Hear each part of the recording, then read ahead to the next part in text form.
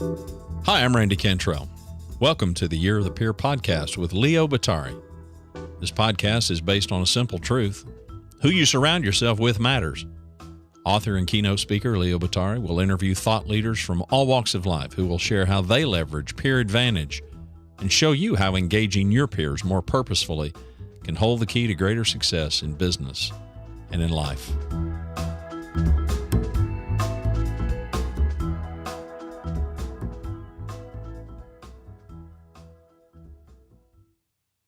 Today's guest is Vitaly M. Golomb.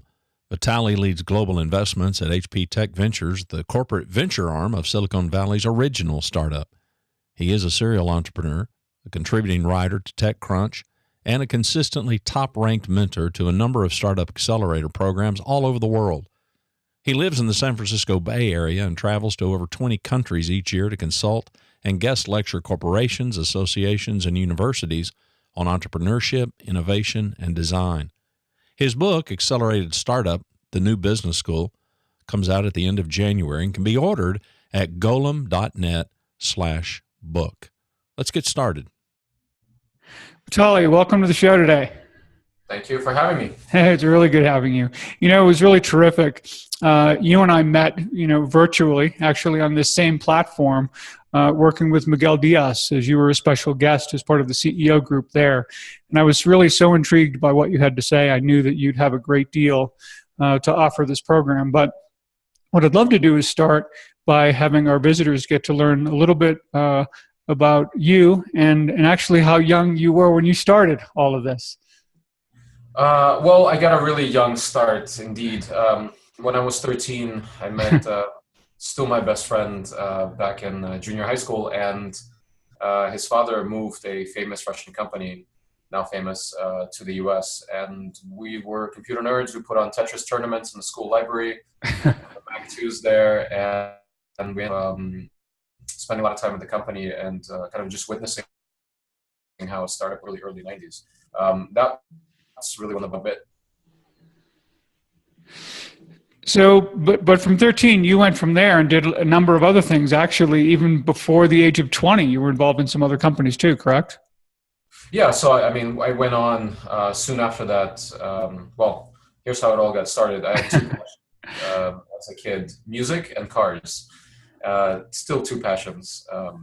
And I really wanted a nice car when I turned 16. I think it's changed since then, but I think that was the law back then when you can get your license. And my parents said, yeah, that's great, go earn it. So the music part of it is that I was in a band and in a rock band, heavy rock band, and we're recording, and I was doing all of our flyers and all these things. I was a little self-taught designer, and I went and got a job at Kinko's. Just kind of said, yeah, sure, I know all this stuff. Fake it till you make it. So at 15, I became the youngest employee of Kinko's ever. Now that's FedEx. It was rolled up and bought by FedEx a while back.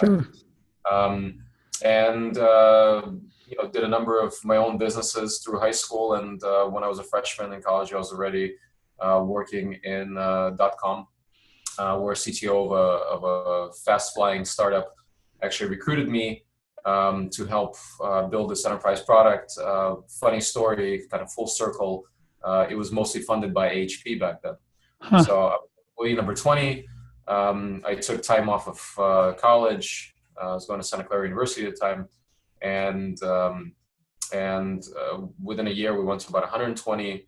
And then I think less than a year later, I was part of the skeleton crew that was kind of taking the company back apart in 2001. So that was a nice ride, fun trip, and a lot of what I've learned, a lot of what I know about startups and all this comes from that experience, really.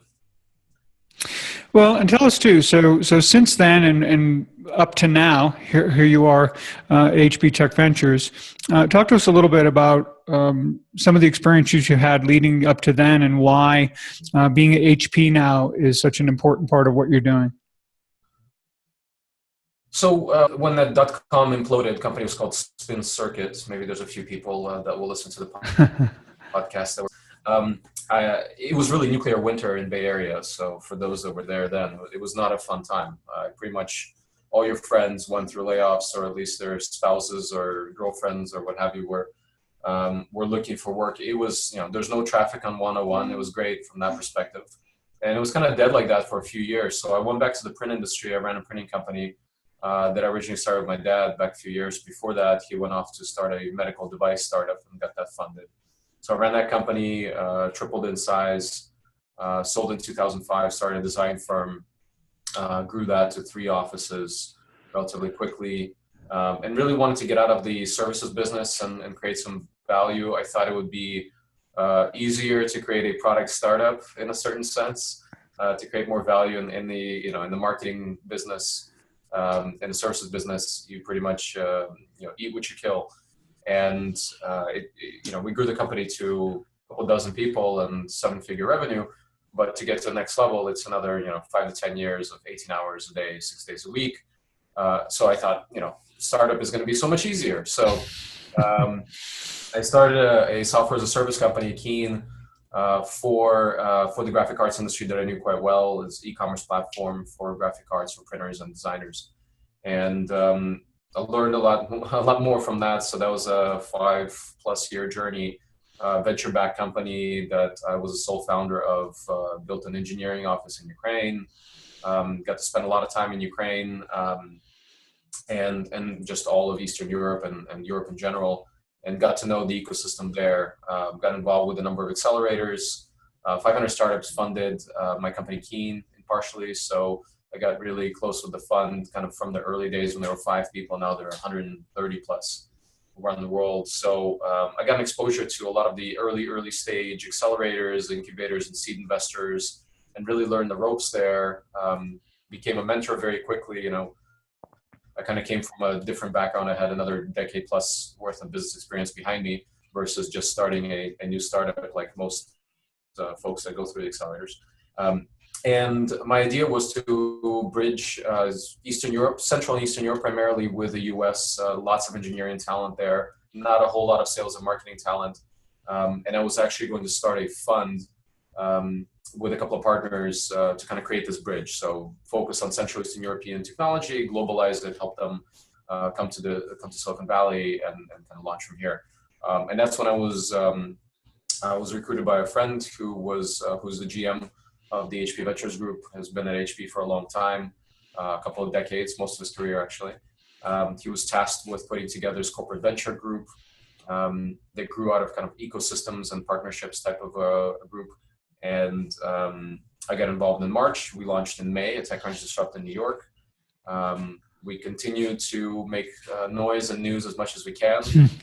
Made a couple of our first investments already as a team. And we have 7 people focusing worldwide, investing in technology strategic to HP, which is Silicon Valley's original startup. Well, I know you spend a lot of your time looking at what's next, right? You're going to be looking at, what the future holds, and you're looking at a lot of these companies. And so when I think about it from the perspective of the year of the peer, we've been thinking about it in terms of, hey, the world is complex, fast changing, doesn't even begin to touch it. The idea that we're probably a lot better off working together as opposed to any of us kind of going it alone.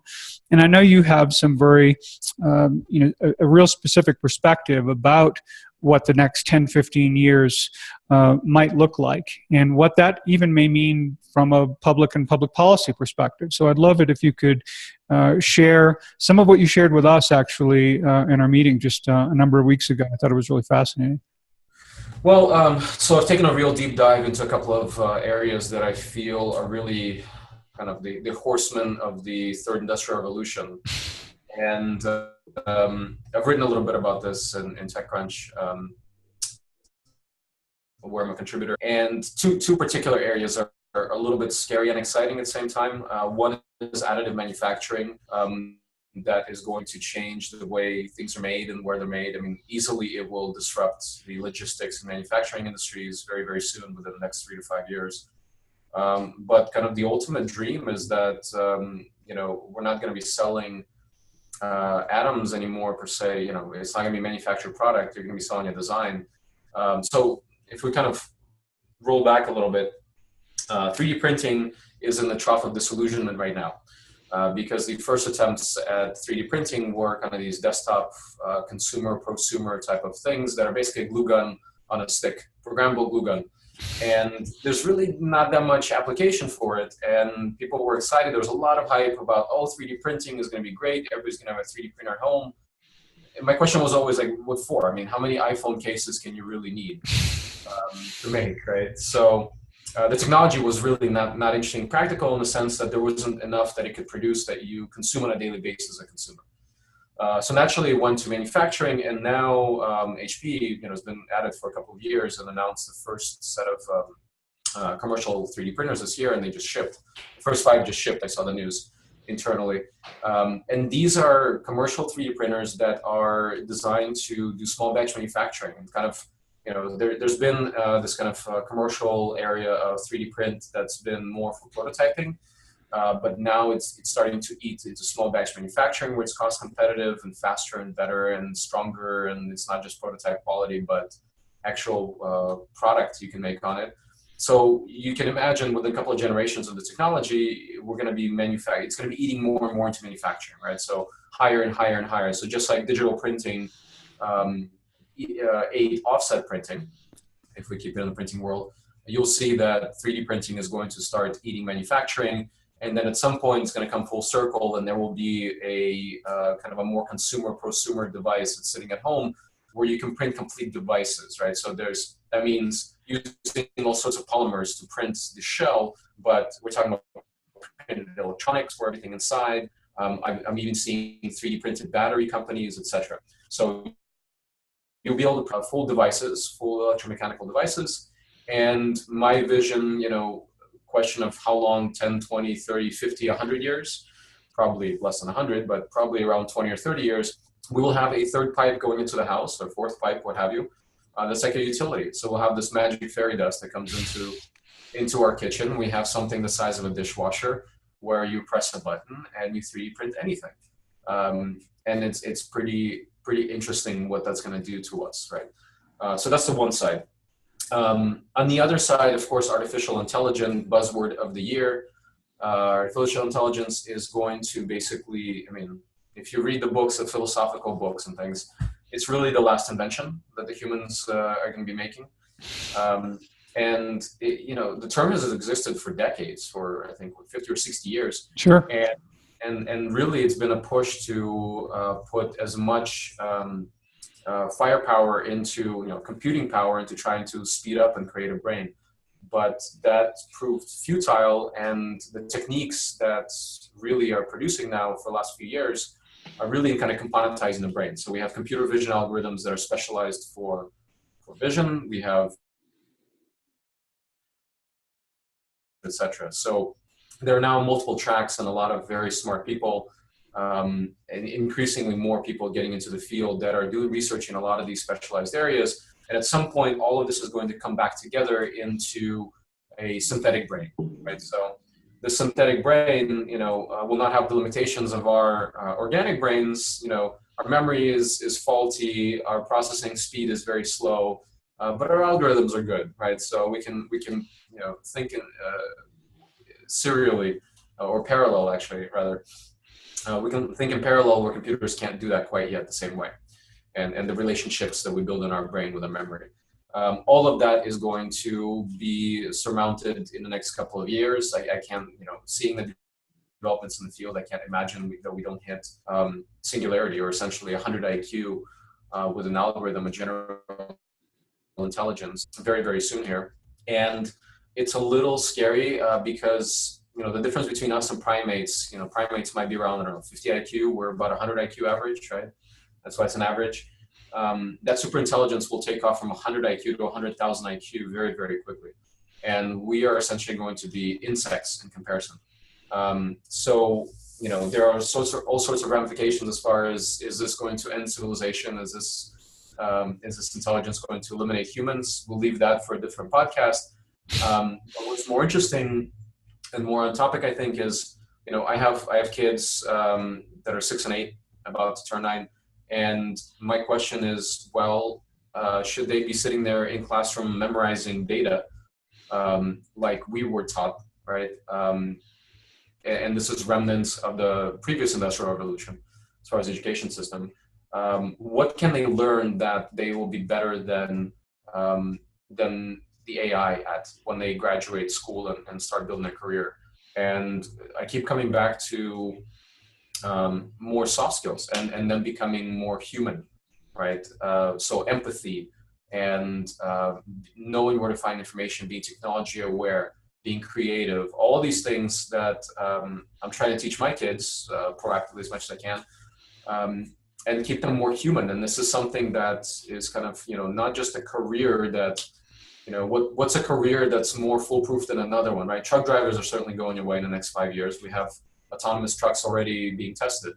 And that's the single biggest employment category in the US. And that's kind of scary from a political economic standpoint.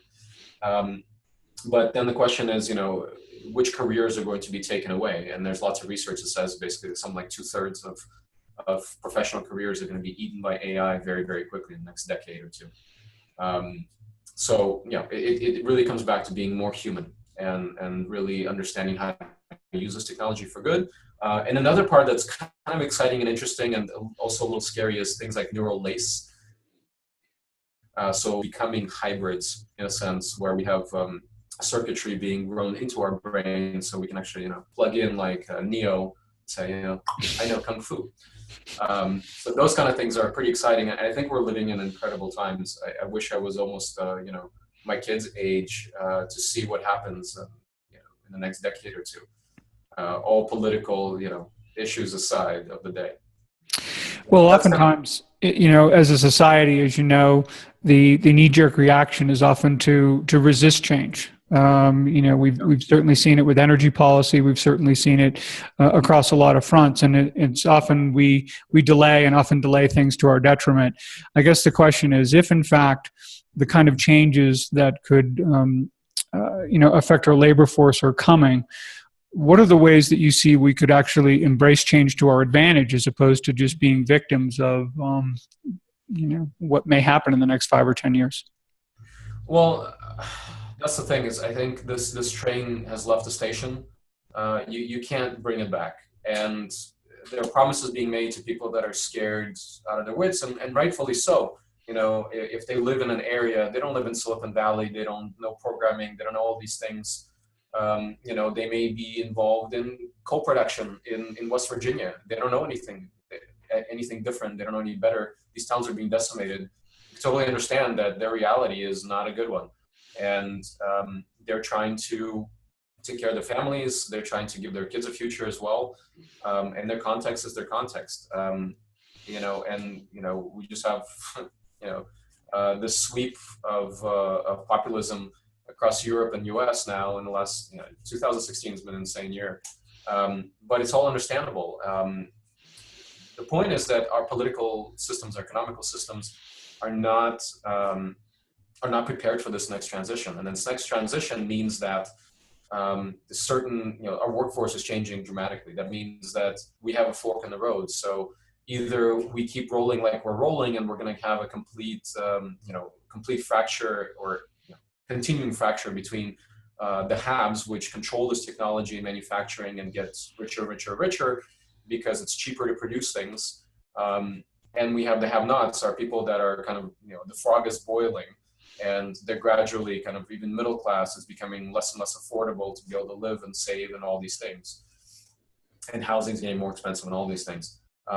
Or we can make a complete 90-degree turn into the reality and really realign our economic systems.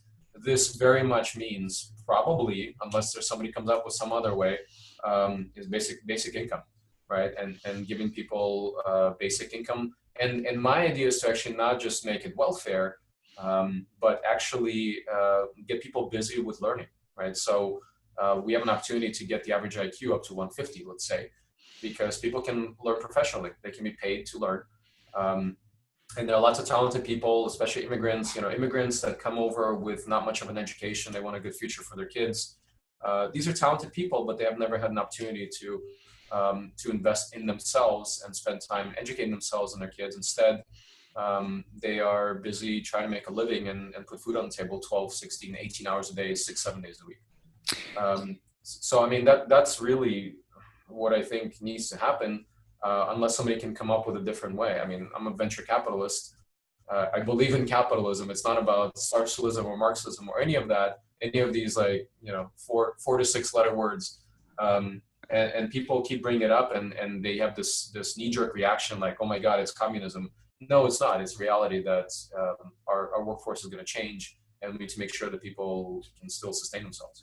Well, one of the things you spoke to that I think is really fascinating about this whole thing is it seems that when you talk about being more human, it may be about leveraging our humanity that actually allows us to deal with the changing world more effectively. One of the things in a recent Forbes interview, you talked about the importance of relationships and how important that's going to be to our success. And after you took the position at HP, when you were asked what's the most important thing you've learned as an entrepreneur that's applicable to what you're doing now, to boil it down, you talked about it all being about the team. So I'd love to get a sense of how you regard the value and importance of relationships and teams, especially as it relates to dealing with an uncertain future. Well, there's a couple different angles there. I mean, first of all, I'm in the venture world, which is one of the last standing relationship businesses. When you're dealing with a business plan, not even a business plan, but a business concept, and a person pitching it to you, it's 99% that person, right? You're looking at this person saying, okay, do I believe this person? Can they do it? And it's really about the relationship and getting to know that person. That's why referrals are so important in this business, is that you kind of vouching it. It's a little bit of a mafia business where you're kind of vouching for somebody and saying, yes, they will not waste your time. They will not burn the cash. You can trust them. They will do what they promise to do. It's in Silicon Valley is kind of an interesting place. It operates in these kind of concentric circles of relationships, and the inner circle may be like let's say the PayPal mafia, right? The top tier investors, and you have these kind of concentric circles going out. So if somebody lands here in San Francisco airport from, let's say, any other place in the world, and they think, oh, I'm going to land here, and there's going to be VCs holding publisher experience size checks for me at San Francisco airport, good luck. It's going to take time for you to kind of get here, break in, build relationships, build trust, get people to know you, get to know people. And it takes years to build up that network, which is kind of tricky for most foreign entrepreneurs. And when you're building a team, there's another element, right? So when you're just starting out, it could be a single founder. I don't recommend that, having gone through that experience. But you can have a team of 2-3 co-founders, right? And you add a fourth person to the team. That's 25% of your company that you're adding to, right? So it really affects the culture of these really early employees. And it's kind of cliche, but it's true. You have to hire slow, fire fast. And the relationships and the culture you build in the team, you're going to go through a lot of crap as an entrepreneur, as a founder of a startup. You're going to go through a lot more negative experiences, especially early on, than positive. All these companies that kind of fly high, even those companies go through a lot of stresses. As soon as there's something to worry about and try to divvy up, there's going to be stresses in the team. There's going to be disagreements, all of this. So it's important to kind of think about the culture that you want to build. Most companies are built in the image of their founders, and you really have to think about what kind of company you want to build long term. Now, the other part of it is, well, I guess we'll get to it in a second, but I think that answers that. Or let me know if I did. No, that's good. And I think as you, from your vantage point in Silicon Valley, whether it's in Silicon Valley or I know you travel to at least 20 countries around the world all the time, working with startups. And, I'd love to get a sense of what are some of the collaborative efforts out there that you've seen that you've been most impressed with in your travels? So you have to look at kind of, probably the most relevant for me now is that it's the first time in my career that I'm in a large company, which is, it's a bit of a trip for me. It's a bit of a shock. I call it an impedance mismatch. The speed that things get done in a large company is very, very slow. But once they get done, the scale is quite large. So I guess it kind of works out in the end there. The collaboration there, you really have to think about how to bring different worlds together, right? So I think my count for this year, a couple of countries left, and it's mid-December. And we'll be 23 countries this year. And across Asia, we'll see, I started the year in Istanbul.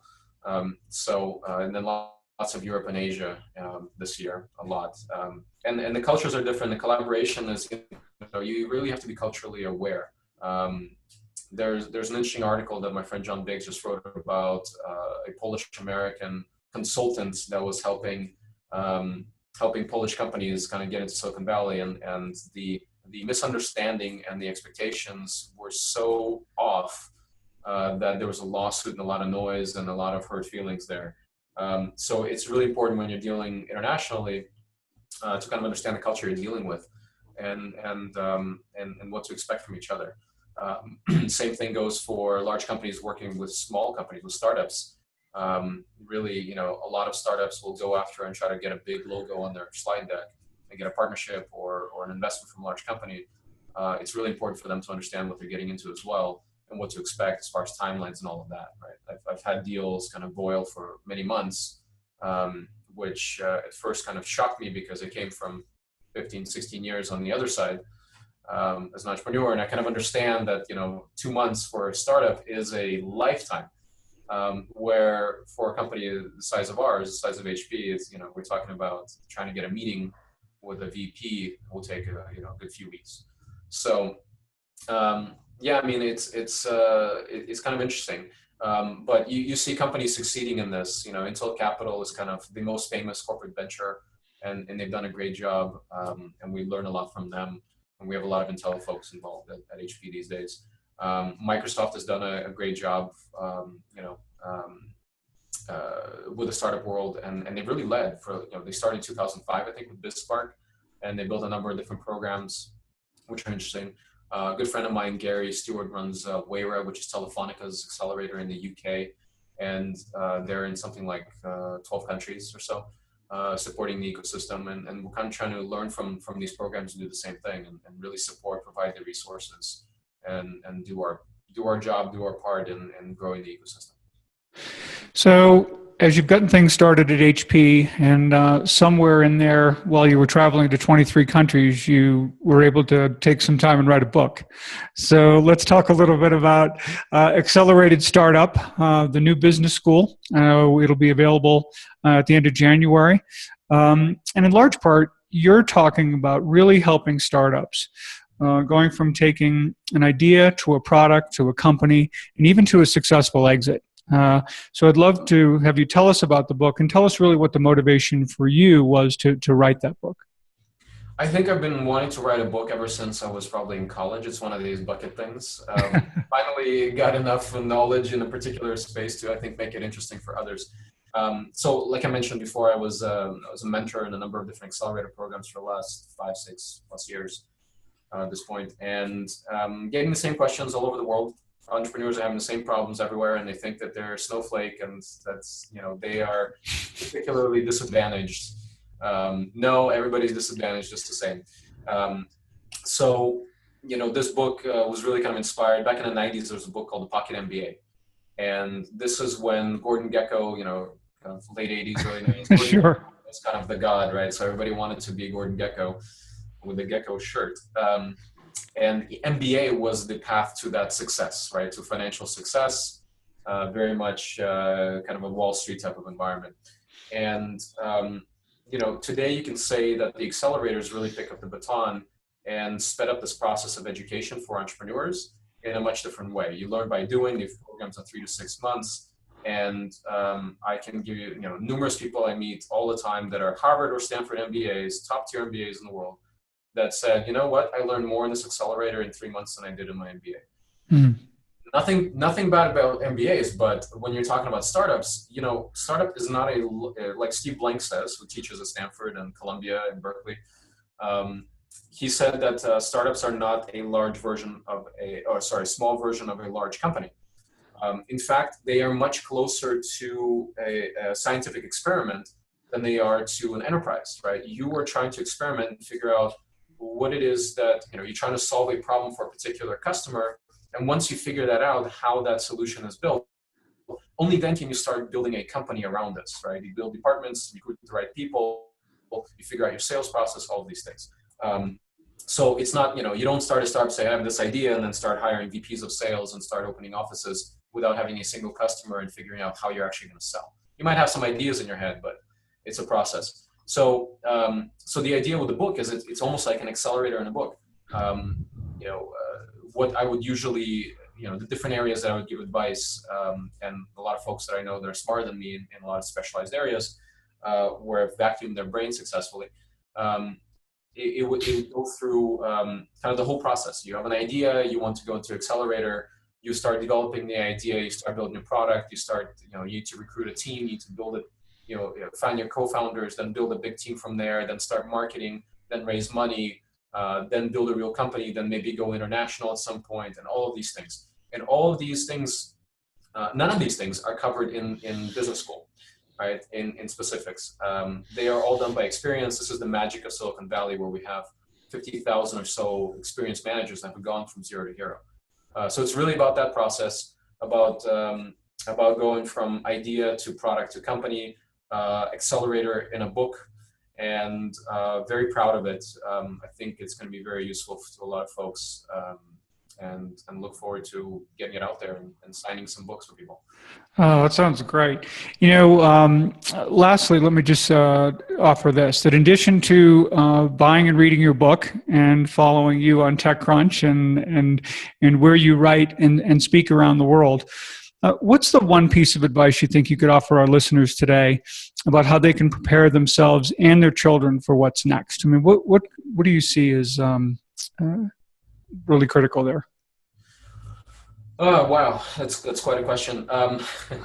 So, I mean, I don't claim to have any of the answers, but, I can only tell you what's spinning around my head. It's about constantly learning and figuring out, looking down the line. I rode motorcycles, and I did motorcycle school one time at a racetrack for a couple of days, where I learned more in 2 days than I learned in a couple of years before that riding. And the most important thing I learned is to pick your head up and look down the road. You look down the track, and everything slows down, and you get a chance to make decisions and go into that next turn with less stress and less things surprise you. You're much calmer and more prepared for that race ahead. And I think if you take that and apply it to life, it's really about being aware of what's going on, being engaged, about learning as much as you possibly can in your field. I've also had a debate on whether somebody should, whether it's good to be a generalist or a specialist, or it's better to be a generalist or specialist. And certainly specialist, the person, the best boxer in the world, does well, but they're not usually good at other things. I've become a generalist just because I'm curious about so many different things, and I enjoy it. So, just really being aware and learning what's out there and preparing yourself. At the very least, it'll give you a head start on your competition. No, I think that's great advice. And I also, in closing too, just, remind folks that, learning is a social experience as well. And we learn best when we learn together. And I hope that as, our listeners today are hearing what you're sharing about the future, that this is something then they can talk with others about, and they can engage in their own sense-making exercise about what this looks like and how together, we can deal with the kind of fast-changing world that we have. But anyway, thank you so much for appearing on the program today. It was just a real pleasure, and wish you all the best with your book and for just a really successful 2017. Thank you very much. It was my pleasure, and same to you. You bet.